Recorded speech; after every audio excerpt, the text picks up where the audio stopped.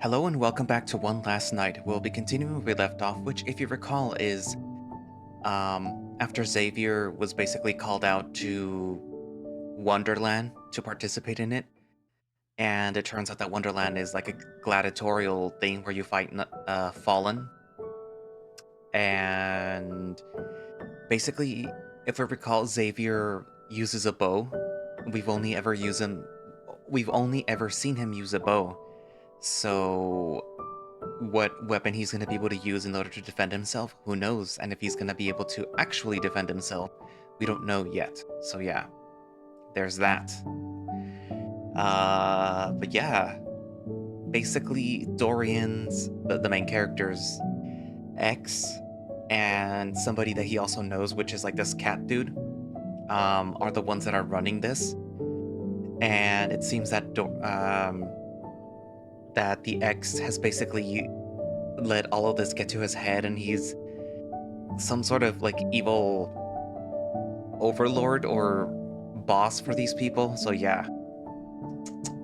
Anywho, I guess without further ado, let us continue and see what happens to Xavier. Dear Marshall, I'm scared. We're about to reach 2 years together, a milestone for any young couple. It's something that I should be ecstatic for. Knowing that we've been together for so long feels like both an impossibility and a blessing, having you love me every step of the way. Which is why I'm even more scared. This is how long things lasted when I was still with Alistair. That name still angers me. I thought things were going well then too, but I was blindsided.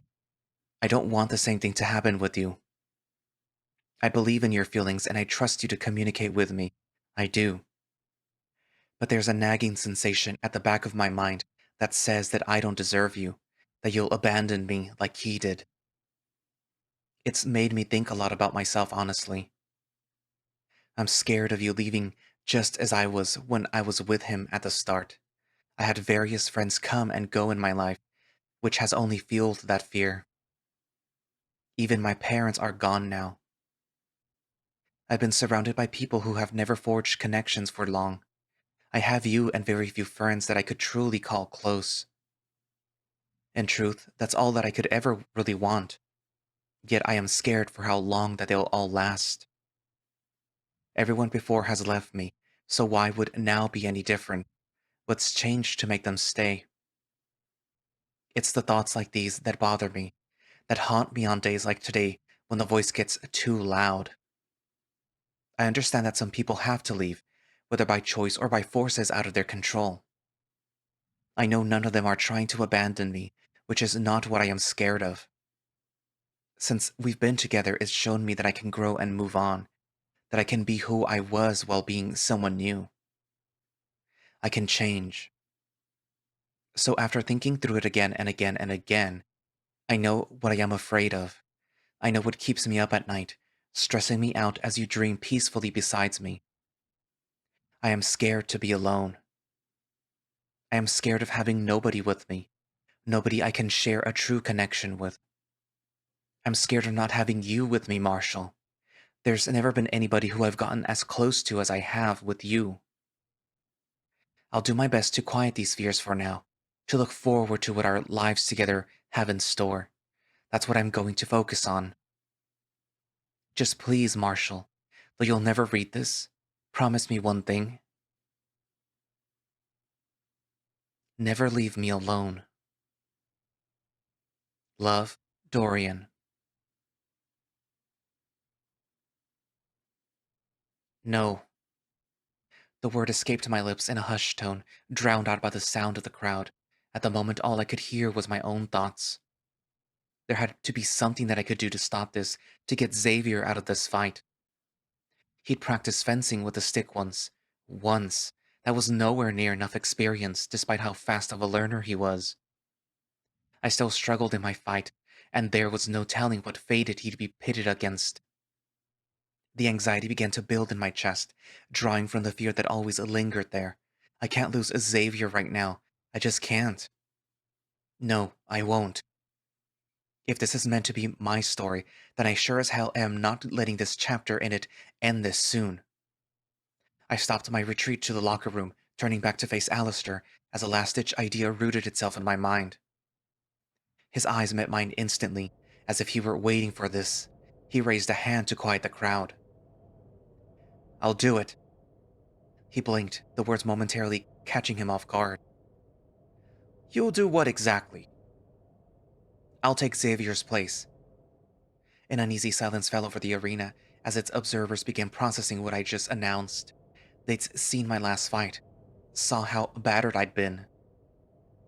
I was a bleeding and bruised mess standing before them all, asking to fight for their amusement once more. It was pathetic. As if on cue with that thought, the whole crowd burst into laughter at my suggestion. Not a single one of them was taking me seriously. They didn't matter right now. However, the only one that I needed to convince was Alistair. Isn't this what you wanted Wonderland to be? A show full of drama and suspense as the people at your mercy fight for their lives? Wouldn't you derive more entertainment from watching me get further injuries for the sake of someone close to me? The crowd began to quiet once more as I finished my statement, hoping to appeal to the lion who hated me. It was a desperate gamble for sure, but I refused to lose someone that I'd bonded with so fast. The last person that happened with was Marshall. I shook the thought from my head, pulling myself back to the present. These were things that I could go over later when I wasn't trying to save someone else's life. Alistair seemed to be pondering my query, using this moment to draw all attention to himself once more. It's a good argument, I'll give you that. A man desperately pleading to spare his lover's life to sacrifice his own, especially when said man has wronged me in the past. I bite my tongue to keep from retaliating. Clearly, in his eyes, I was the villain. But I fell to my knees instantly as a blunt object collided to the back of my head, sending stars throughout my vision. I'd been so focused on Alistair that I'd forgotten about the guards. That's not how things work here. Look at yourself. You were barely able to stand as it is, and there's definitely no hope for you now. The lion chuckled, clearly amused over the fact that he was responsible for my condition. The guards lifted me by the arms, beginning to drag me across the arena as I tried to get a grip on my bodily functions. You believe yourself to be all that, some hero for the ages who puts others first. You think as though you're the protagonist of some story. Let me be the first to break it to you, Dorian. You're pathetic. Try as you might, you exist as nothing but a burden to those around you. You drag everyone down if it means that you can rise to the top and be better. It doesn't matter who you step on if it makes you look like you're in the right. Everyone but you can see that. Look at the man who tried to defend you, Xavier. See him for what he truly is. He couldn't even believe in you to do this fight on your own. He seeks control and nothing else. Anger started to bubble up as I listened to his words, my senses beginning to recover from the blow as he continued his monologue. I'll say this once more, Dorian, so listen well. You are not the protagonist. Grow up and realize that, especially right now.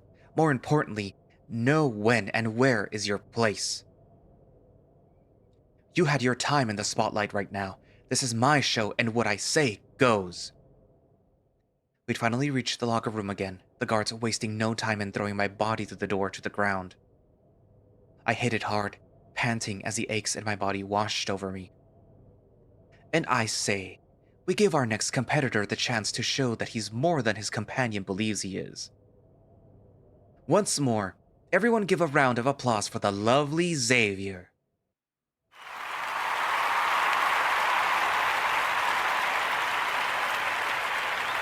I laid there as the crowd outside roared in approval over the speech, Alistair no doubt reveling in the gratification. Other than the physical effects of what had just happened, I felt the mental ones hitting hard at my own insecurities. Despite it being years since we last spoke, I trusted him with all my fears and worries, and he clearly hadn't forgotten them since. Maybe he'd even planned to use them against me like this one day.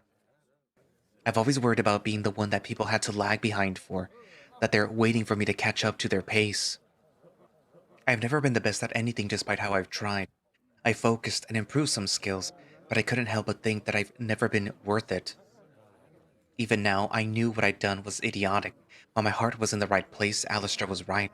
I hadn't shown Xavier any faith in his abilities. I should know from my experience with him this past week that no matter what, the bat isn't a quitter. He has the spirit to keep going. I don't know what motivates him the most, but I know that I can trust him. He could do this. The sound of footsteps approaching drove me back into my pained body. The aches of the wounds and blunt trauma starting to settle in were a harsh reminder of reality. Out of the fucking way! Do none of you have decency anymore? The familiar figure of Sheen and Treat approached me, shoving aside the other prisoners who made no attempt to help me whatsoever. They crouched to either side of me, helping me back to my feet. Hey man, you still with us? Think you can stand? Yes, and yes. I should be able to. The moment they let go, I stumbled with my first step. If you're fine, then I'm straight. Treat, get his other arm. The Wolverine shot them a glare but obliged, the two of them propping me up as they walked towards the exit of the back. I wanted to protest, to stay and watch Xavier's fight, to cheer him on, but I knew that he'd put my health over that.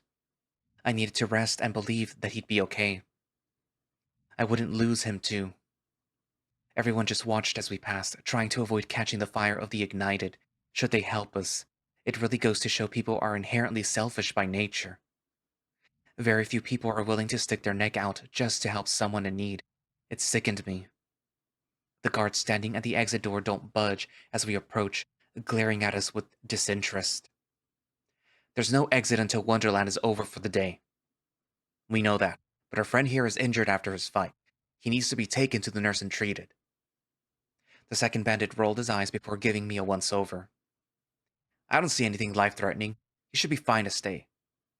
I could hear the growl in Treat's throat as he responded as calmly as he could. One of your colleagues just bludgeoned the back of his head, likely giving him a concussion. He needs a proper place of rest. Sounds like what he needs is to walk it off. Nobody is leaving the room, understand? Besides, the last thing that we do is listen to someone like yourself. Get lost. Treat's muzzle drew back into a snarl, looking as though he was ready to tear them apart before I felt a small shake behind my neck. Sheen drew their companion's attention back to them, bringing Treat back out of the anger to take a deep breath. The collected look returned to his face as he made eye contact with Sheen. May I? Treat smiled. Go right ahead. Sheen took their arm off my shoulder and slipped away, taking a step forward towards the guards. They put on that smile from earlier and looked the second bandit in the eyes. I'll say this once, so hopefully you two morons can understand. Let us take him to the nurse, or else... The bandit sneered at the hyena. Or else what? What's a slut like you going to do? Sheen's grin widened. This. Before any of us could even process what happened, Sheen's fist contacted hard with the nose of the bandit. The force combined with the surprise of it sent him stumbling back to the wall as he crumpled instantly and cried out in pain. Ow! Fuck me! Already have. Didn't know someone was capable of finishing that fast. I'd say it was flattering if it wasn't so pitiful. The other guard quickly recovered from the sudden shock and raised his club to attack the hyena. Sheen was already on them, though. The guard doubled over as the hyena slammed their fist into his gut, bringing down an elbow from above to send him to the ground in a heap. Once out of breath and the other clutching a likely broken nose, Sheen crouched and grabbed them by the head fur. Now, this is a sight that I am more than familiar with. Two assholes getting what's coming to them. They smashed the heads of the two before standing up and brushing off their hands as the guards groaned in pain. Look at that! You're even moaning too! The other guards had begun to make their way towards us to get to Sheen, but they raised their hands in defense. Sorry, sorry. All good now. We'll go back to being good little captives. Sheen backed away and gestured for us to follow, Treat turning to me to help me along. While I was surprised by Sheen's sudden aggressiveness, I was more surprised by the fact that the guards had listened to them and left us alone. Looking back, I could even see a few laughing at the crumpled bandits. Maybe it wasn't that bad of a strategy to sleep with the enemy. Treat and Sheen exchanged a look as they helped me to the bench, far from the door to sit, smiles on both of their faces. I couldn't help but find myself joining in. Those smiles soon erupted into laughter for a few moments, all of us reveling in what had just happened and the absurdity of it. Seeing you beat their asses will never get old to me. Me neither, in more ways than one. Treat turned to me in an effort to move the conversation elsewhere. First things first, let me examine your injuries, Dorian. You can probably answer some questions that we have to in the process. Only if I get to ask some of my own. Deal. And make it fast, I need to see Xavier's fight. He deserves at least one comforting face in the sea of enemies. Let's get to it then. The Wolverine started his inspection from the back of my head, checking the trauma there first. I'll cut to the thing that I'm most curious about. You have a past with that freak of a ringmaster? He stated that he knew you. That would be because he does, and we do. How? That's my ex-boyfriend. Treat's fingers pressed a little too hard on my bruise as I said that, causing me to wince. Sorry, but also, repeat that? You dated him? Shit, his head trauma might be worse than we thought, if he's this delusional. I glared at the hyena. Believe me, nobody regrets the decision more than me. I wasted 2 years of my life on his bullshit. Sheen whistled in amazement. Are you colorblind then? Or is this red just your favorite color of flag? I sighed, trying not to move too much so Treat could finish his inspection faster. He was different back then, nothing like he is now. Or you were just so blinded by your own feelings that you didn't want to believe that you were seeing his true self as things progressed. I assume that's why you ended things? Not exactly. Then what happened? A loud roar from the crowd outside caught my attention, taking me out of the conversation and back to what was happening in the meanwhile. I'll tell you more when Xavier is back. Is your inspection done now so that we can cheer him on, Doctor? You're not in great condition and should be resting, but your wounds have stopped bleeding for the moment. As long as you don't move too roughly, you'll be fine. Then let's go. With Treat's help, I stood up and carefully began making my way over to the windows. Wait, are you actually a doctor or even one in training? Nope. I was in school for biochemistry. I ended up taking a class on the anatomies of anthro-species to help my studies. Where'd you study? I had a scholarship over at Galhaven, due to my rugby skills. I'd been right in my earlier assumption that he'd attended there then. I wanted to ask him more, but that could wait until after Xavier's fight. As some of the prisoners saw us approach the windows, they stepped out of the way. They'd likely seen our earlier confrontation and wanted to steer clear of us. Given that there was only one person on the field as the door to it opened and the weapon rack was brought in, it wasn't hard to find Xavier there. The bat was standing with the sword in his hands, both tightly gripping the handle. I'd expected to find fear on his face, worry of what was to come. Instead, his expression was full of anger. I'd seen glimpses of it before, when we'd met, the silence, and were captured, but it was nothing compared to the fury that resided there now. Alistair was already drawing a note from the bowl, about to call out, the crate number of which fated that Xavier would find was hidden inside. Door number 7! Just like when it was my turn, the grate above opened the door, using ropes to allow the monster inside to escape and wreak havoc. We all waited with bated breath to see what would exit those doors.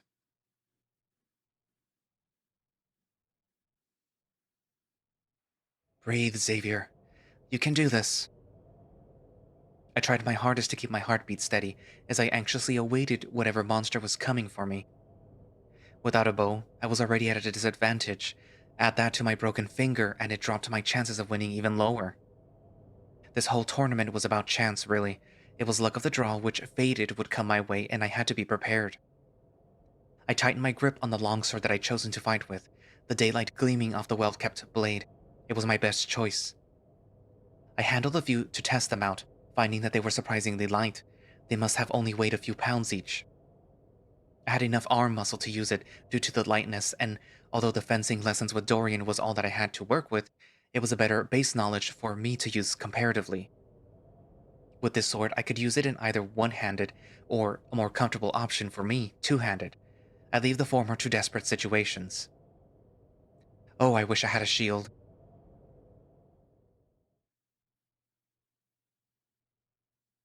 A sudden thud from the doors startled me as sand began to fly up from the arena floor, heading to my feet rather than directly towards me.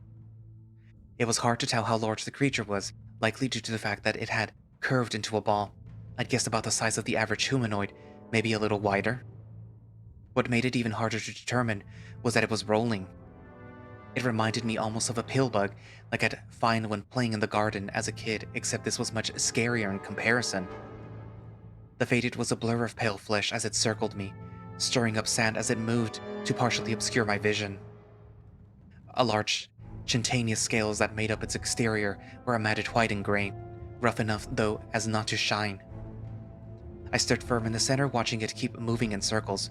When and how was it planning to attack? The faded suddenly stopped and charged straight forward me, turning much faster than I would have expected. I raised my sword in preparation to parry an attack.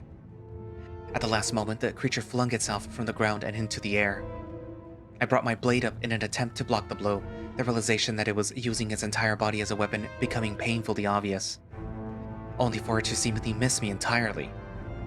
The creature landed behind me with a thud and bounced, checking into me as I was turning to deflect.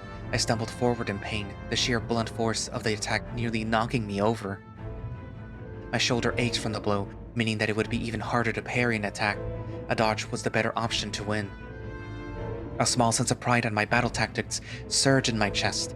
I was beginning to sound experienced when in reality a few fantasy novels could do wonders in strategy. Now wasn't the time for that though. I could see it preparing to make its next strike. I'd have to try and hit it with my blade next. I knew how it preferred to attack now. I needed to check if my sword could penetrate the shell next, meaning that I had time to dodge right.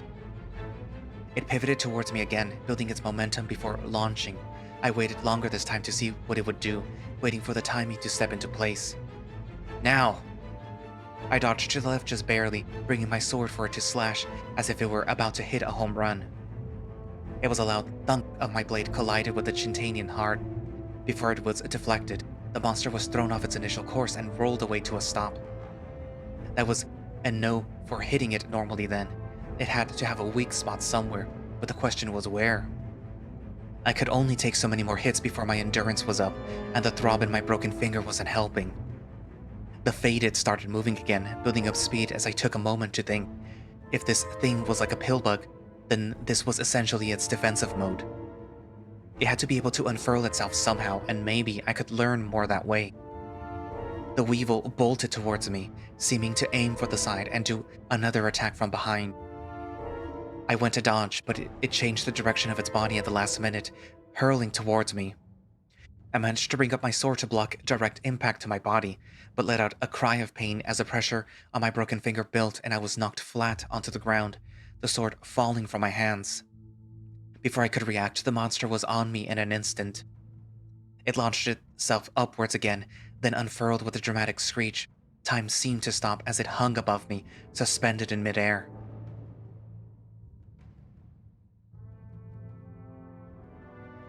Underneath the exterior shell was a pale-skinned underbelly. The length of it encompassed the entirety of my body. Its stubby legs resembled that of hands and planted themselves on my sides, giving me little room to move from the weight of its heavy body on mine. I looked down at the underbelly, seeing pale, pupilless eyes stare back at me with a long appendage full of glistening teeth, snaking downwards. The weevil pressed down on me, the mouth attached to my torso and biting into my flesh. I cried out in pain as I felt the warmth of my blood leaking out of my body as it chewed into my stomach. On instinct, I swung my head upwards as I cried. My forehead collided with the fleshy underside. The faded released from me and curled up as it tried to flee. I knew its weakness now, but it had cost me a good amount of blood.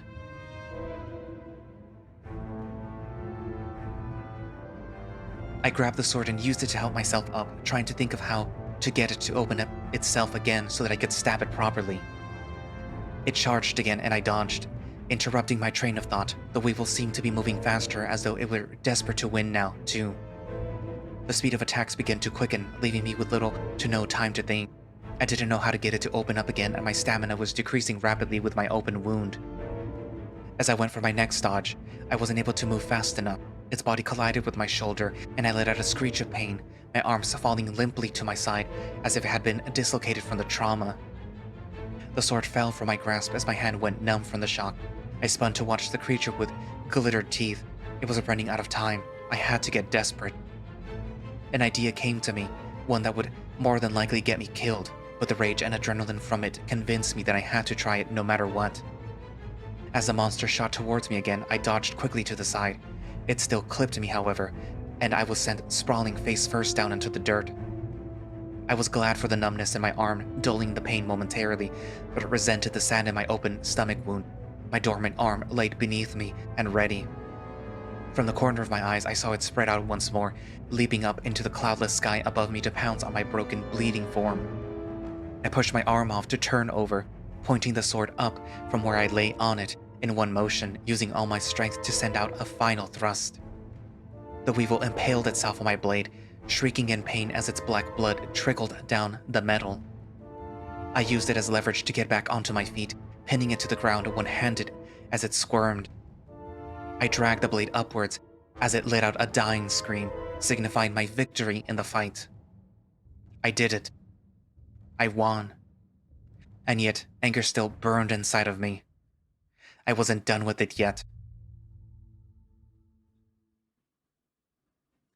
I nearly collapsed as I watched Xavier deliver the killing blow. I'd barely breathed the whole fight from the sheer anxiety of it all. The hands of my two companions helped keep me upright as I took a second to relax. He did it. He really did it. I looked at his face, trying to see the same sense of triumph that I was feeling at the moment, except it was nowhere to be found.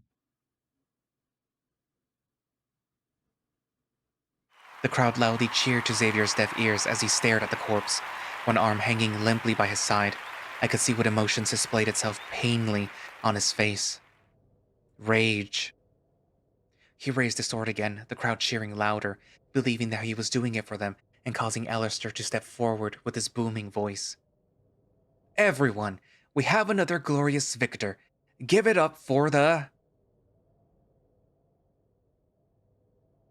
His voice trailed off as Xavier brought the sword down, finally cutting into his flesh and spraying him with blackened blood. And then he swung again. And again. And again. And again.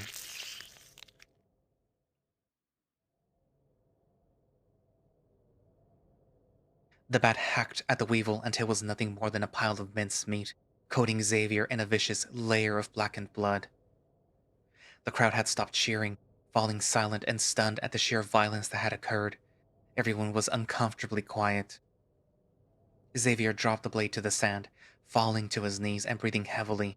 I never thought that he had something like that in him, but I guess we all reach a breaking point.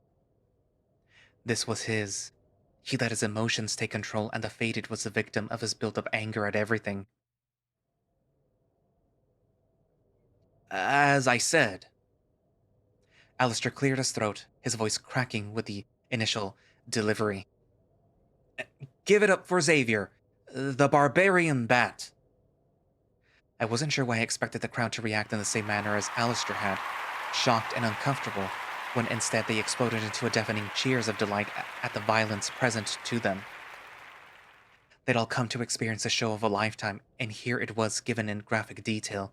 This was the violence that they'd craved, and Xavier had delivered it tenfold. The guards moved to the field again, bringing out a weapon rack and clearing out the body while they began to drag Xavier back. Alistair should have been narrating this part, continuing the show, but with the final look towards the line, he seemed to be shaken by the whole thing. Maybe there was a bit of his old conscience left after all. I ducked back down, motioning for Treat and Sheen to bring me back to our secluded corner that we'd been in before, where I took a seat on the bench. Go get Xavier, please. Without protest, the two went off to fetch the bat as I took a breather from it all. It hadn't even been a full 24 hours since I'd been reunited with Alistair, and I still felt so overwhelmed by it all. With the insanity of Wonderland thrown into the mix, I was just glad my part in it was over. Xavier and I had lived to see another day, despite both of us being worse for wear. That is a simple fact that I could at least focus on. Anything more than that at the moment was a bit too much for me. It didn't help that I was starting to think that the double head trauma that I'd received had given me a concussion. Eventually, the three limped back to our corner, towels in hands ready to wipe off a majority of the faded blood. I didn't even want to think about where the filthy cloth had come from. The crowd parted without a word from them, the display that they had witnessed only serving to provide more fear to our little party. Sheen and Treat lowered Xavier onto the bench, the latter cringing a little as pressure was applied to his abdominal wound in the process.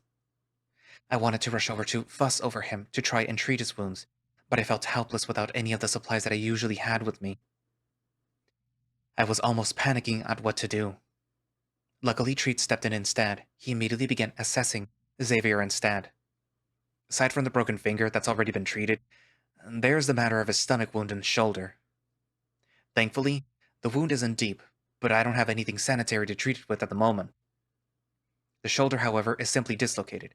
I can pop it back into place, but it'll hurt. Sheen, can you find something for him to bite down on? I expected a tease from the hyena, but instead they set to the task immediately. How do you know how to pop it back in? Are you some kind of doctor?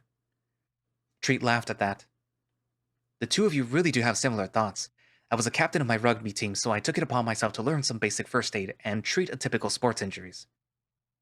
I've dislocated my own shoulder once or twice on the field.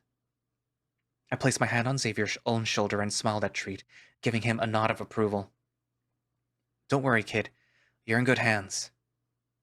Treat returned my smile, appreciative of the trust that I was showing him in his moment. I hadn't expected to find allies so fast, but they were exactly what I needed to help us get out of here. It felt natural to trust all three of my new friends. The moment was broken suddenly as voices called out from elsewhere in the room.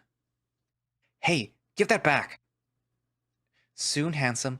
I need it right now. But it's my lucky stick! They snorted.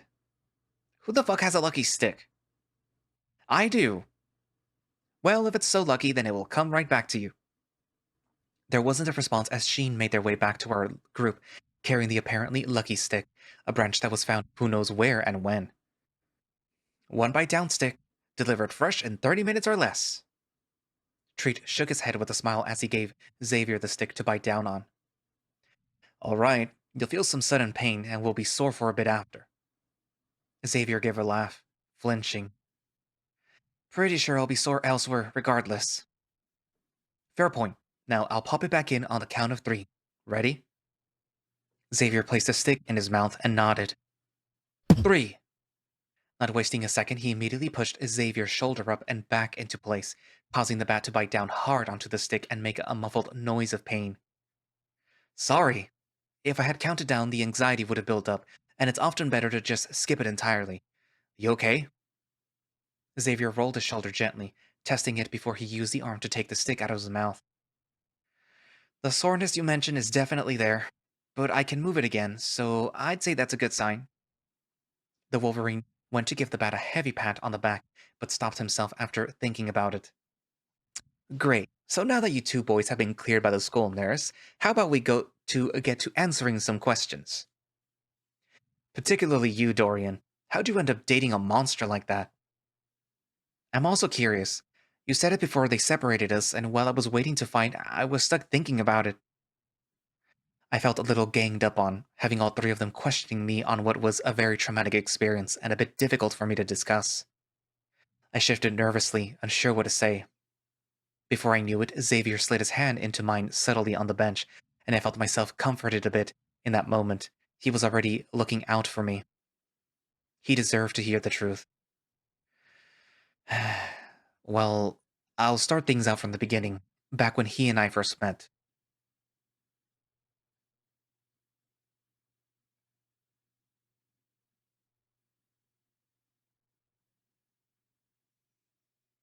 Several years ago.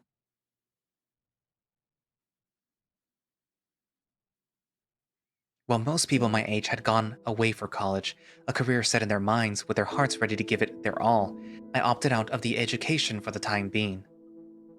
The fact was, I didn't know what I wanted. Nothing had ever truly stuck out to me. Life had failed to inspire me to become something, and nothing set me on that path for life. I was 19 and completely lost.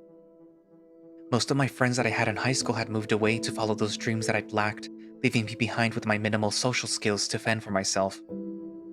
Those few that were left were too busy with their own education, leaving me to feel like the runt of the litter. As such, no matter how hard I tried, I couldn't help but feel like there was something wrong with me from being so different. Instead, I turned to work. All I could grab with my high school diploma were minimum wage jobs, which I told myself would be valid work experience in the future. So, after graduation, I turned to the workforce and saved while living with my parents. It cut my expenses down significantly, but resulted in cutting down my mental health as well.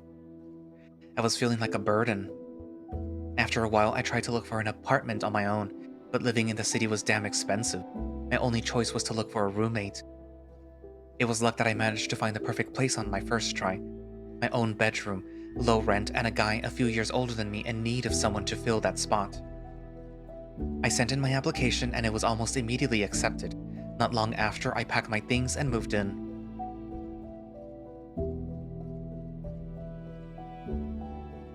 I was nervous, rooming with a stranger. My social anxiety wasn't a help in these kinds of situations, but over time, I warmed up to him.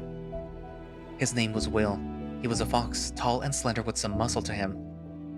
Quite the ladies' man considering the amount of women that he dated in the time that we lived together. He was also quite accepting of the fact that I was gay. I started living what felt like a fresh start with a new friend. It didn't quell all the voices that shouted in my head, but it helped quiet them a bit. Look, I hate to interrupt a good story. Good?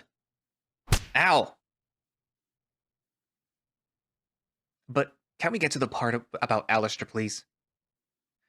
Right, sorry. Will was tired of seeing how lonely I was and kept insisting that I try to find a boyfriend to help with it. He tried to set me up a few times, but I was always reluctant.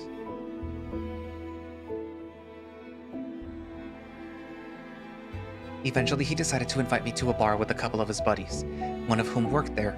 I accepted, and upon arrival was when I met him. Alistair. I wasn't sure what drew me to him out of all of Will's friends, but there was a charm that I couldn't ignore. He seemed to have that same charisma as Will, but amplified to the point where you couldn't take your eyes off of him. I guess that's what got him started as a bartender. That magnetic pull, the owner clearly knew the line would be great for business. While we were there, I watched how he interacted with everyone. The line was friendly, social, and polite. But his attitude towards me was something else, something different. He drew out a part of me that I never knew existed. We talked more and more as the night wore on, and I could tell that he felt the pull towards me just as I felt towards him. Sparks were flying, and all of our friends around us knew it. We were so engrossed in the conversation that we hadn't noticed our friends leave, only drawn back to reality when an alarm on his phone went off signaling the end of his shift. He suggested that we take the conversation back to his place, and I happily obliged. He asked me out a week later, and I instantly said yes. From there on, our relationship took flight. We fell for each other hard, becoming particularly inseparable. We spent most of our free time together and constantly visited each other at work. It was something completely unfamiliar to me, the level of dedication.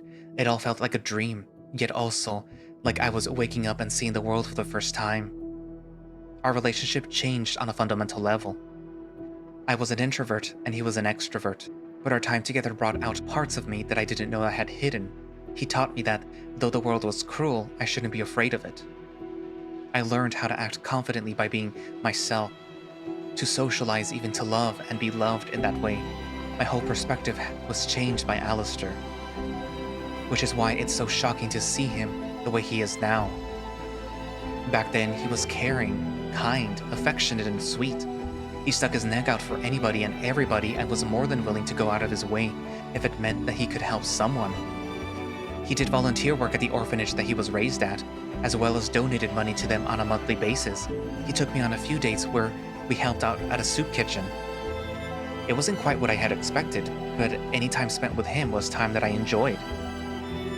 He also treated me like a king when we started out. He spoiled me with gifts and quality time and so much affection. I could tell that he was truly a kind soul.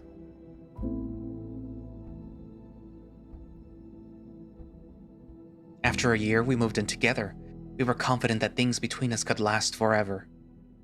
Then it all changed.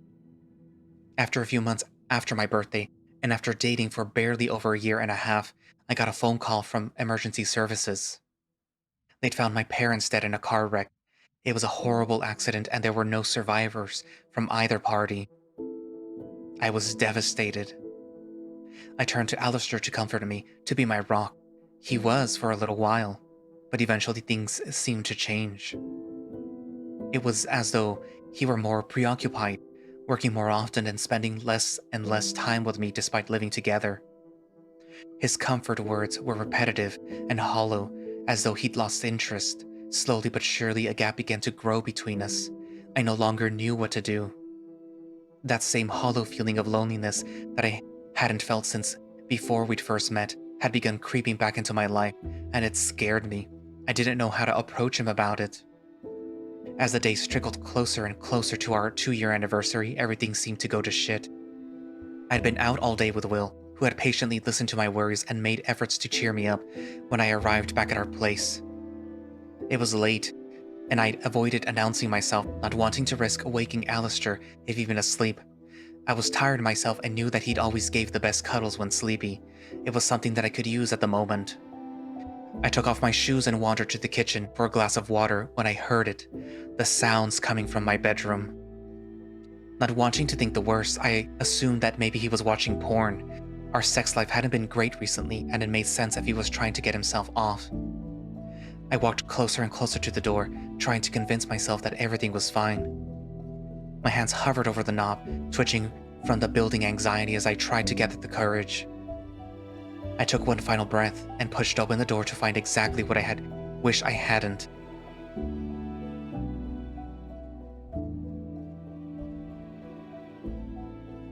There, bending over another man, was Alistair.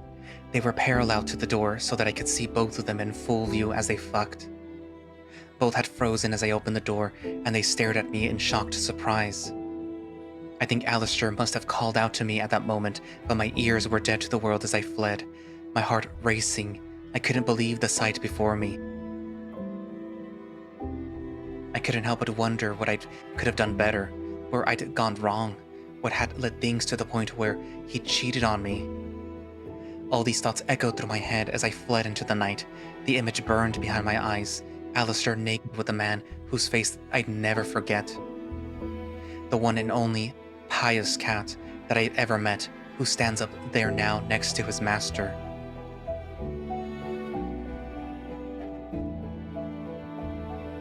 The next day, I returned to find Alistair waiting there for me. I'd wandered the city all night before finally returning back to my ruined home. I screamed at Alistair, asking him how he could do this and why. I was pissed and hurt and full of negative emotions that I couldn't keep in anymore. If he had talked to me, I would have been fine opening up our relationship. I understand that sometimes you can't always fill a partner's needs completely. But the deceit, going behind my back to do it, that was a complete breach of trust that I couldn't forgive. By the time that I'd finished saying my piece, tears wetted my cheeks. I finally looked at him again properly, and his expression told me that everything that I needed to know. He looked indifferent, as though nothing I'd said had meant anything to him, as though the past nearly 2 years of our lives were all for nothing. The look was more than I could handle. I walked away, grabbing what shit of mine I could quickly find, packing it up and calling Will in desperation. He was immediately sympathetic and let me stay for a little while. And as I left the apartment, the face that I thought could have been my true home with that man I thought was my forever, I saw that look again on his face. That was the last time that I ever saw Alistair until now.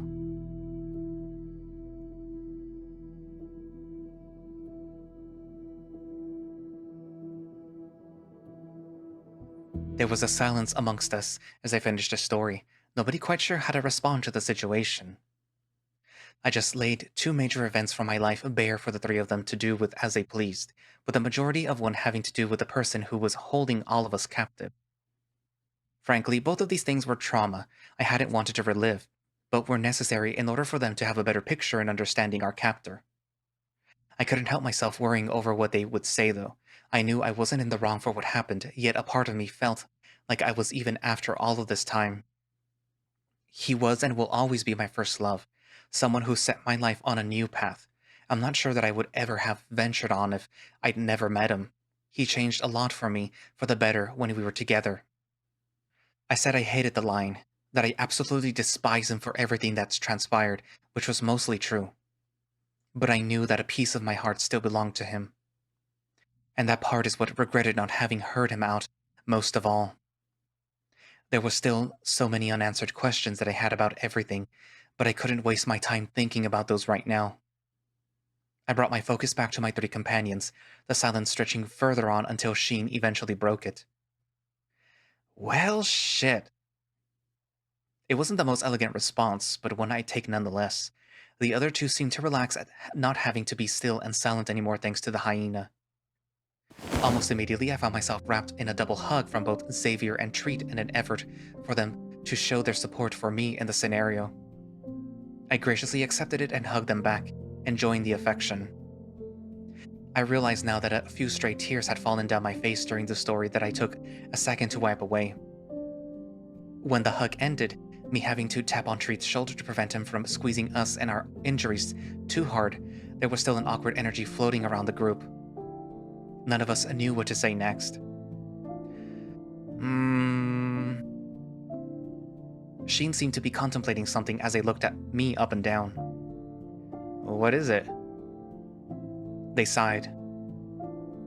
It's not that I don't believe your story, because I do, but there's just one detail that's missing that I need to know.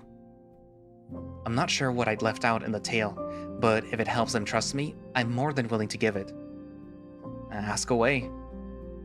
They didn't miss a beat. How big is Alistair's dick?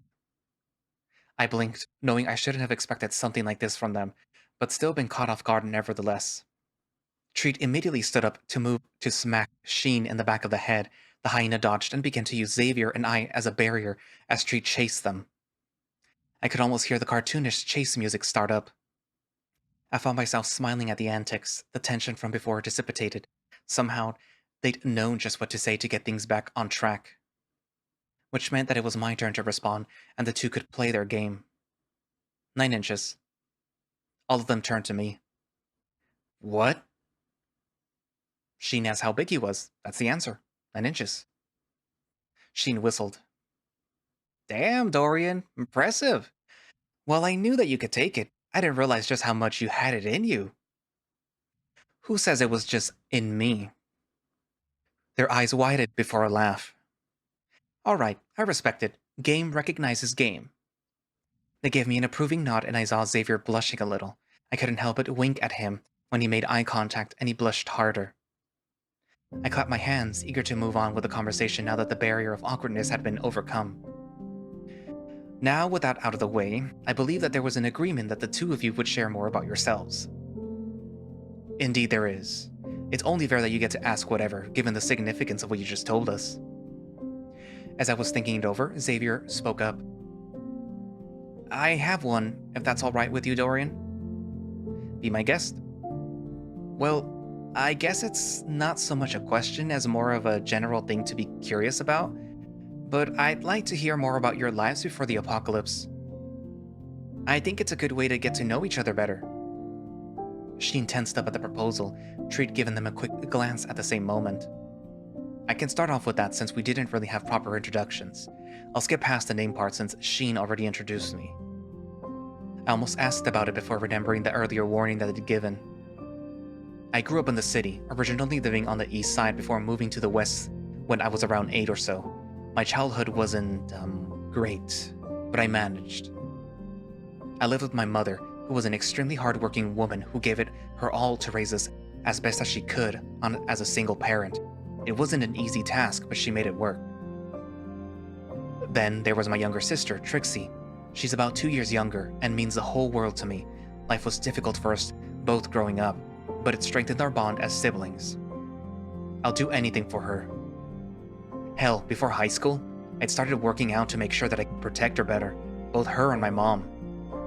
Since our mom was busy working full-time, we dedicated ourselves to studying so that she wouldn't worry about us or our future. At a young age, we both had the goal of getting to a place in life where we could support her like she did us. Eventually, when I entered high school, I was in great shape with a studious and healthy mind. Classes were easy for me, and I was ready to learn something new, which is where rugby came into play. I joined our school's team in my second year, and by the third, I was the star player. I had a knack for strategy and a build that was imposing to others my age. During the championship that year, several scouts attended the match in order to seek me out for their universities. When the time came for my final year, I didn't even have to think of where to apply. Universities from across the country were hoping to have me to their schools, all offering full-time scholarships. It was a dream come true for me. The only problem was that they were all so far away. In order to go, I'd have to leave my family behind. He closed his eyes and took a deep breath, letting out a sigh. I couldn't do that. I wanted to stay and protect them. Eventually, Galhaven approached me. They offered me the same deal so many other places had, and it was a miracle that I got to stay so close to my family. I accepted their offer, took up a course in biochemistry while joining their rugby team, and the rest is history. In sync, Xavier and I gave nods and smiles of approval. It made sense why he lasted through the previous Wonderland now. He was strong, kind-hearted, and a protector. That combined with his intellect made him a more than worthy ally and commanded a lot of my respect. A voice whispered in the back of my mind, though, having listened carefully to his words. He talked about his sister in the present tense, but his mother in the past. Something had happened there. Instead of dragging the conversation down with what would no doubt be a difficult topic, I turned my attention to Sheen instead. What about you? And what about me? They'd grown quiet and tense during Treat's recount for reasons that I wasn't sure why. Well, what's your story? They looked like they were about to snap, but Treat put a hand on their shoulder, and they took a deep breath. Avoiding our eyes, they spoke. There's nothing to tell, really. Average life, realized I was non-binary, came out, was accepted by most, that's it. Never went to college, and instead lived with a roommate straight out of high school. I waited for anything more of an explanation, but none came. It's clear that their past was something that they weren't comfortable talking about.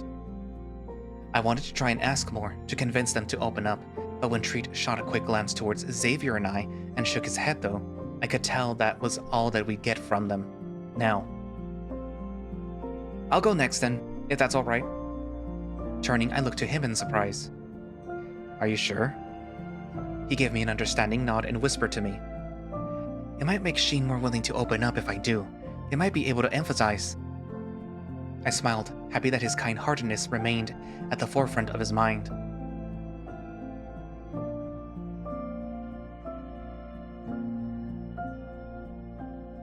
I listened with the others as he gave them the same story that he told me in our journey, only interrupting a few times when he started to go on a tangent over one of his passions. Then I found Dorian, and he told me about what happened to the world, and now we're here. Treat and Sheen wore that same look of sympathy that I had when he'd first told me. It wasn't exactly the happiest of the backgrounds, but Xavier told it, and all with a smile. Treat leaned forward and rustled the bat's head fur. You're a brave guy, Xavier. There's a few things that I have questions about, but I'll leave most of those for later. What I really want to know is how old you are. I'm turning 22, turning 23 this year. Heh, same as me then. Wow, really? But you're so built. A decade of working out will do that to you, but if you're looking to help build more muscle, I can give you some tips.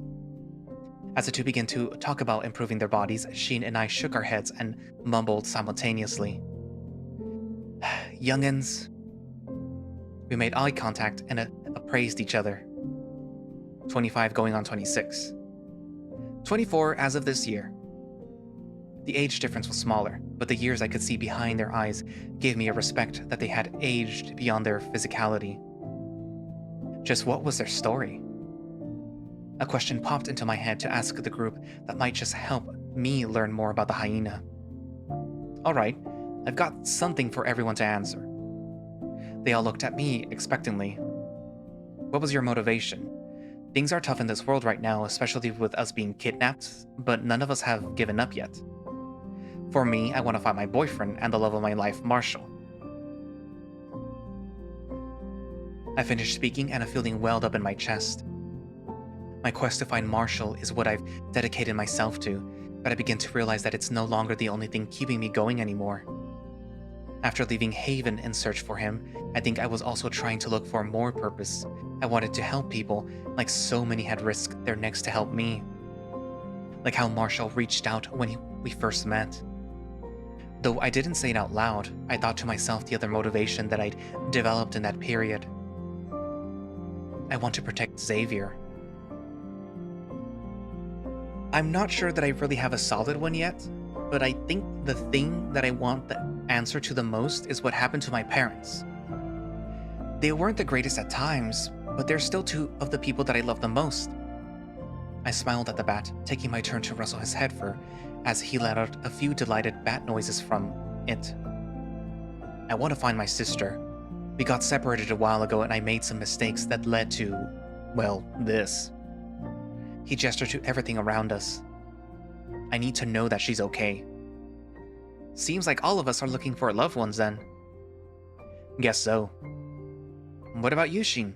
What keeps you going? They laughed. Easy. It's spite.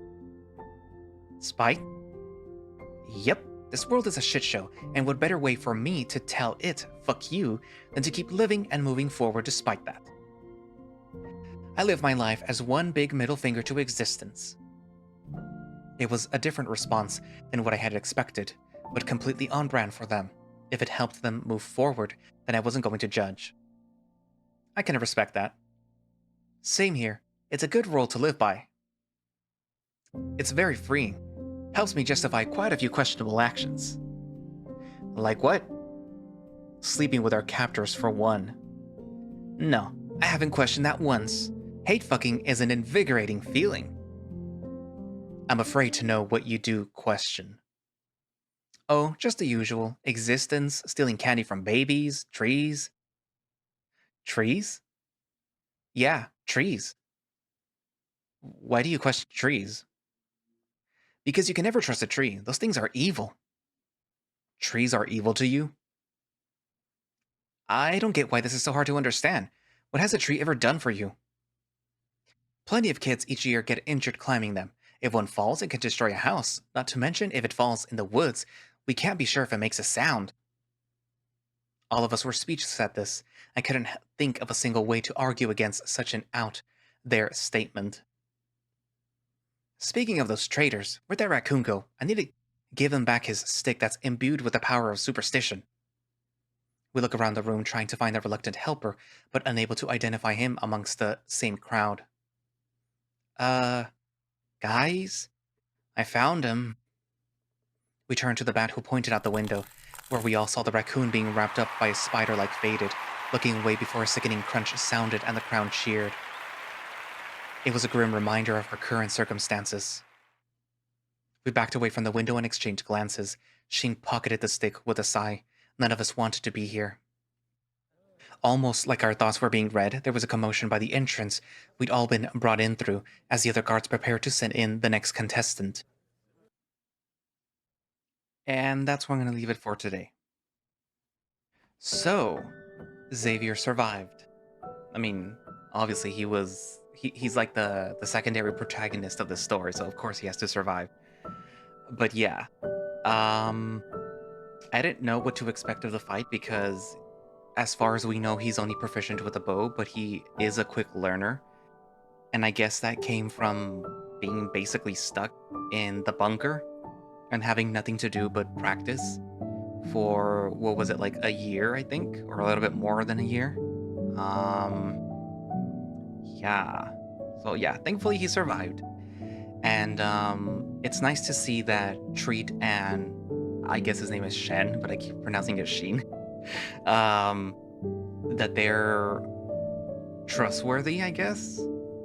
I mean, you don't just, create sprites for characters that are just going to be there for like a few scenes and then disappear. So yeah. But yeah, that they will at least be important for the overall story, or at the very least for this portion of the story. I am wondering what is up with the hyena though. And obviously, spoilers, I already read the whole update, so There is a little thing that I am confused about because they refer to themselves as non-binary, but then somebody else is going to refer to them as trans. Could I am not versed in that vernacular, and I don't know if it's interchangeable or if you could be both, like a trans non-binary person. Um, but yeah, so like if there's anybody that's trans or non-binary or both, you can feel free to correct me. But yeah, so I am curious about their backstory though. I kind of hope that we get more of like the short story type of thing, like what Xavier had for like maybe Treed and Shan and maybe other characters that are introduced and who don't have enough time to have their backstory added to the main story, and we could just have it in the little extras, like again Xavier's. But yeah, what else? Well, nothing really else. I am curious to hear the lion's side of the story, because although I get that you got with Dorian, you helped him, you were there for a lot of what he needed, etc., etc. But why did he all of a sudden cheat? I mean, I kind of I get I guess I get it. You're there for your partner, and it kind of seemed like he was there for most. Like he was usually the provider. Not the provider. He was there mostly for Dorian's benefit, I guess. And after Dorian's parents died, obviously you're gonna become a disheveled mess. And perhaps the lion sort of felt it was like, oh god, now this. Maybe he was already feeling these feelings deep inside already, and perhaps the story that we got was a little bit more putting Dorian in a good light, where, oh yeah, poor Dorian, he got cheated on. But was he ever emotionally there for the lion and stuff like that? Was he reciprocating what the lion was giving to him? And I keep saying lion because I forgot his name already. Because I would like to think that he didn't just cheat, because, he got bored. But then again, I don't know this character enough to make that assumption yet. So perhaps, maybe he just was always the bad guy. But yeah. Anywho, so, write down in the comments what you think so far, and thank you all for watching / listening. If you would like to play one last night yourself, you can do so by going down into the link in the description for the One Last Night Twitter page, which will have a direct link for the itch.io page, unless you go to itch.io yourself and then, type up One Last Night, VN, and, you'll search for it yourself and then you download it there. And, you can also subscribe to their Patreon, I think, and Coffee or whatever it is that they have, and that will surely get you early access to builds of One Last Night and behind the scenes stuff and whatever it is that they offer. Yeah. But yeah, so also I have a coffee. I'm pretty sure most of you guys know by now. That is linked down in the description in case you want to donate. It's not necessary, but it is appreciated. Trust me. If you haven't already heard from the other videos, it is very much appreciated. But yeah, so I guess that's it for now, and I will see you guys in the next video. Bye-bye.